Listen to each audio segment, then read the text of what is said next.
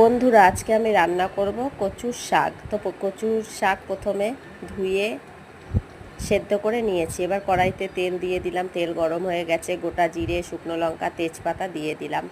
এবারে আমি তার মধ্যে পেঁয়াজ কুচি, রসুন কুচি, কাঁচা লঙ্কা ও টমেটো কুচি দিয়ে ভালো করে নেড়ে চেড়ে দেবো। এবার একটা মশলা করে রেখেছি আমি, জিরে গুঁড়ো, লঙ্কা গুঁড়ো ও সামান্য নুন ও মিষ্টি দিয়ে।